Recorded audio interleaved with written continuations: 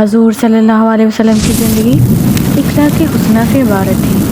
قرآن کریم نے خود گواہی دی، بلا شبہ آپ صلی اللہ علیہ وسلم اخلاق کے بڑے مرتبہ پر فائز ہیں۔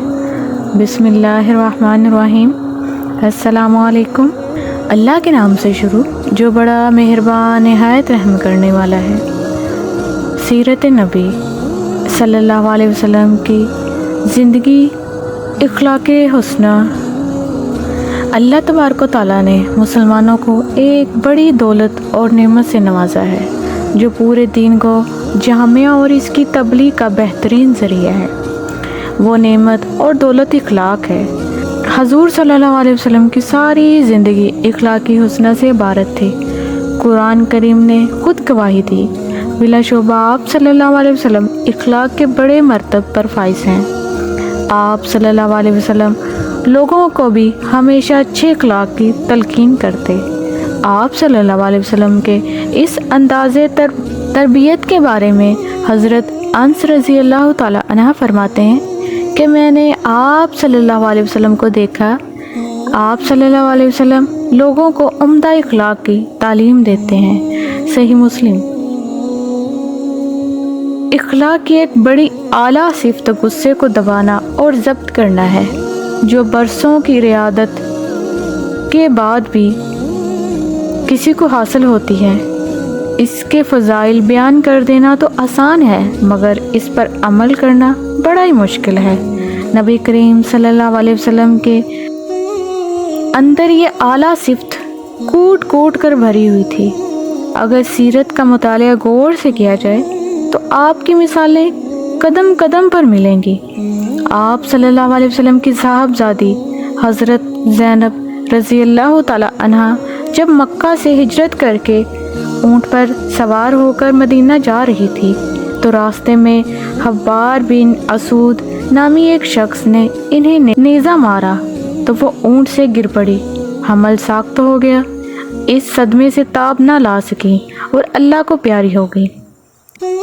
حضور اکرم صلی اللہ علیہ وسلم کو جب اس حادثے کی خبر ہوئی تو آپ صلی اللہ علیہ وسلم کو اس بات سے بہت صدمہ ہوا۔ جب بھی اس صدمے کی یاد تازہ ہوتی تو عبیدہ ہو جاتے۔ جب حبار بن اسود اسلام لے آئے اور معافی کی درخواست کی تو آپ صلی اللہ علیہ وسلم نے انہیں معاف کر دیا۔ اسی طرح وحشی بن حرب، جن کی ذات سے اسلامی تاریخ کی تلخ ترین حادثے کی یاد وابستہ ہے، جنہوں نے رسول اللہ صلی اللہ علیہ وسلم کے محبوب و مشفق چاچا کو قتل کیا تھا، لیکن جب وہ اسلام لا کر خدمت اقدس میں حاضر ہوئے تو آپ صلی اللہ علیہ وسلم نے ان کا اسلام تسلیم فرما لیا۔ پھر آپ صلی اللہ علیہ وسلم نے ان سے حضرت حمزہ رضی اللہ تعالیٰ عنہ کے قتل کی کیفیت دریافت فرمائی۔ جب انہوں نے واقعہ بیان کیا تو آپ صلی اللہ علیہ وسلم پر گریہ طاری ہو گیا اور فرمایا، وحشی، تمہارا قصور معاف ہے، لیکن تم میرے سامنے نہ آیا کرو۔ تمہیں دیکھ کر میرے پیارے شہید چچا کی یاد تازہ ہو جاتی ہے۔ اخلاق ایمانی اور انسان کی اعلیٰ صفت وفا بھی ہے۔ جن کے اندر وفا ہو وہ یقیناً انسانیت اور ایمان کے کمال سے محروم ہے۔ قرآن میں بد عہدی کو یہود جیسی مردود قوم کی صفت بتایا گیا ہے اور عفا عہد کو مومنوں، متقیوں اور اللہ کے نبی کی صفت قرار دیا گیا ہے۔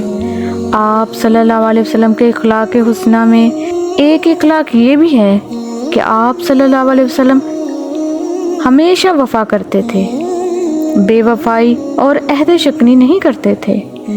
حضرت ابو رافع رضی اللہ تعالیٰ عنہ بیان کرتے ہیں، قریش نے رسول اللہ صلی اللہ علیہ وسلم کی خدمت میں کسی کام سے بھیجا۔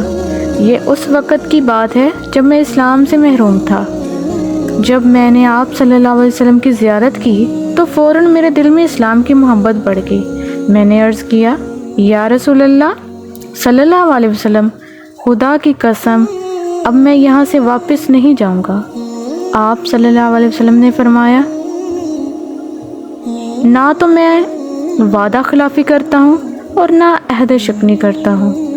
فی الوقت تم واپس چلے جاؤ، البتہ اگر تمہارے دل میں یہی جذبہ، یہی ارمان، یہی تمنا، یہی خواہش رہی تو پھر واپس چلے آنا۔ چنانچہ میں اس وقت تو چلا گیا، لیکن بعد میں خدمت اقدس میں حاضر ہو کر اسلام قبول کر لیا۔ نبی کریم صلی اللہ علیہ وسلم نے اپنے اخلاق و حسنہ کی دولت سے تڑپتی انسانیت کی غمخواری کی، اپنے ازل و ابدی دشمنوں کو پتھر سے جواب میں گلدستہ پیش کیا، نفرت کے اندھیروں میں الفت و محبت کی شمع روشن کی، آپسی تفرقہ بازی اور دائمی بغض و عداوت کی بیخ کنی کر کے بھائی چارگی اور الفت و محبت کے چشمے بہائے۔ یہی نہیں بلکہ 2 قدم آگے بڑھ کر فتح مکہ کی تاریخ کے اوراق کو الٹ کر دکھائے۔ آپ صلی اللہ علیہ وسلم مکہ میں فاتحانہ انداز میں داخل ہوتے ہیں۔ صحابہ کرام رضی اللہ تعالیٰ عنہ کی 10,000 کی جمعیت آپ کے ساتھ ہیں۔ صحابہ کرام رضی اللہ تعالیٰ عنہ اعلان کرتے ہیں، آج بدلے کا دن ہے، آج جوش انتقام کو سرد کرنے کا دن ہے، آج گزشتہ مظالم کے زخموں پر مرہم رکھنے کا دن ہے، آج ہم اپنے دشمنوں کی کھوپڑیوں کو اپنی تلواروں پر اچھالیں گے، آج ہم شعلہ بن کر کرم کفار کو جلا کر بھسم کر دیں گے اور گزشتہ مظالم کی بھڑکتی چنگاری کو ان کے لہو سے بجھائیں گے۔ تاریخ شاہد ہے اور آسمان و زمین گواہی دیتے ہیں، ایسا کچھ نہیں ہوا۔ رحمت نبوی صلی اللہ علیہ وسلم جوش میں آئی اور زبان رسالت کی صدائیں لوگوں کے کانوں سے ٹکراتی ہیں، جاؤ تم سب آزاد ہو، تم لوگوں سے کسی قسم کا بدلہ نہیں لیا جائے گا۔ یہ تھا آپ صلی اللہ علیہ وسلم کا اخلاق کریمانہ۔ نبی پاک صلی اللہ علیہ وسلم کے لیے ضرورت اس بات کی ہے کہ ہم اخلاق کی تعلیم دوسروں کو دیں اور خود بھی اس پر عمل پیرا ہوں۔ نبی پاک صلی اللہ علیہ وسلم کے طرز عمل پر اپنی زندگی کو سہانے میں ڈالنے کی کوشش کریں، کیونکہ نبی کریم صلی اللہ علیہ وسلم کے اخلاق حسنوں کو اپنانے کے بعد ہمارے لیے بھی اخلاقیات کی بلندی اور دشوار گزار گھاٹی پر چڑھنا آسان ہو جائے گا۔ یہ سیرت نبی کا پہلا پارٹ۔ دوسرے پارٹ کو دیکھنے کے لیے میرے چینل کو سبسکرائب کریں تاکہ میری ہر آنے والی ویڈیو آپ تک آسانی سے پہنچ سکے۔ اگر میری آج کی ویڈیو آپ کو اچھی لگی ہو تو اسے لائک کر دیجیے، سبسکرائب کریں، کمنٹ کریں۔ جزاک اللہ خیرہ۔